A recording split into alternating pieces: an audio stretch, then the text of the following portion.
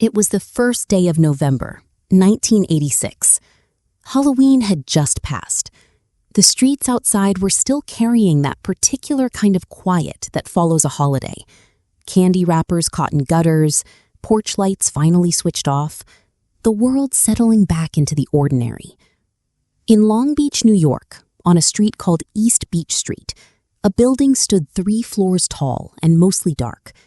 Torah High School, a yeshiva, a place where young men came to study, a place where, by every outward measure, they were safe.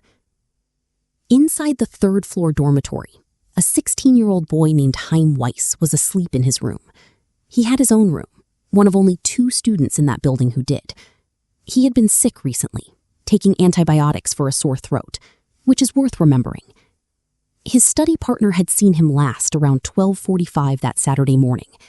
Chaim was tired. He went to bed. That was the last time anyone who came forward ever saw him alive. Sometime between 1:20 in the morning and 6 o'clock, while the rest of the building slept, someone entered that room. There was no back door. There was no sign of forced entry anywhere in the building. Nobody reported hearing a struggle. Nobody heard anything at all. And yet when Chaim Weiss was found, he had been struck twice in the head with something large. Investigators described it as a knife or hatchet-like weapon. The force of the blows was enough to crush his skull, enough to sever his spinal column. A detective on the case later called it, and I'm quoting here, an extremely brutal murder. The kind of description detectives use when they want you to understand that what happened in that room was not incidental. It was deliberate. It was personal. The murder weapon was never found. But that's not even the strangest part of this case. When police arrived at the scene, Chaim's body had been moved. He was found on the floor, dressed in pajamas, with his feet propped up on the edge of the bed. Investigators determined that his body had actually been in the bed for several hours after the attack, before someone relocated it. Someone had stayed, or someone had returned. Either way, someone had touched him again after he was already dead. And the window of his room was open. It was 40 degrees outside. Chaim had a sore throat. He was on antibiotics. There is no rational version of events in which he opened that window himself before going to sleep. Police believed someone else opened it, and specifically, someone who knew why. In certain Jewish traditions, a window is opened after death to allow the soul to depart. Investigators came to believe that whoever killed Chaim Weiss either was knowledgeable about Jewish mourning customs or wanted police to think they were. This was not a random act of violence. This was staged, arranged. Someone who knew what they were doing and knew this world. 25 detectives were assigned to this case full-time for months. A mobile command center was set up outside the yeshiva for an entire week. Law enforcement interviewed everyone they could find. They looked at a janitor. They considered a mentally ill man in the area.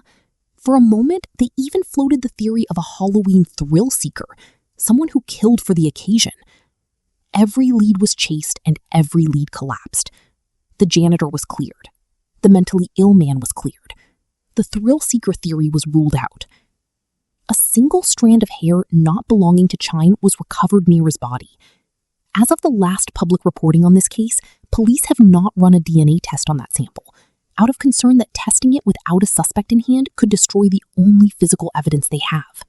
An FBI behavioral profile eventually suggested the killer was likely someone around Chaim's own age, someone who knew him. That profile, combined with no signs of forced entry and no sounds of struggle from any witness in the building, pointed investigators toward a painful conclusion. The murderer almost certainly came from inside that yeshiva. Yeshiva officials didn't speak publicly about the case until after Shabbat had ended, nearly a full day after Chaim's body was found. They stated they had no knowledge of any prior anti-Semitic incidents or threats. But the family of Chaim Weiss, his father Anton in particular, had already noticed that something had been wrong before that night. A few months earlier, while Chaim was home for the summer, The principal of Torah High School had called the house twice. He was asking to set up a private meeting. When that meeting happened, at a home in Brooklyn, not at the school, Chaim came back changed. He didn't want to talk about it. He wouldn't tell his parents what had been discussed. Whatever was said in that meeting, Chaim kept it to himself. And then, months later, he was dead. Anton Weiss spent years trying to get answers. He was openly critical of the Nassau County Police Department's handling of the case. He requested the appointment of a special prosecutor. That never happened. He watched the investigation slow, stall, and eventually go cold. And still, he kept talking about his son.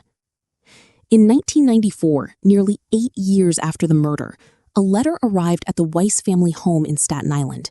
It was addressed to Chaim, a dead boy, 8 years in the ground, receiving mail. Inside was an Easter card, a humorous one, apparently, with a message that read, "Know what happens to chickens when they are too old to lay Easter eggs? They die." The word die, not die, die. Someone chose that card deliberately. Someone who knew Chaim was dead and wanted his family to know that they knew too. Around the same time that letter arrived, someone vandalized the stone slab at Chaim's gravesite. 3 Hebrew letters were scratched into it. The inscription appears to mean murder, but the last letter is wrong. Deliberately wrong, investigators believe. A message constructed by someone who knew enough to get close, but not quite right.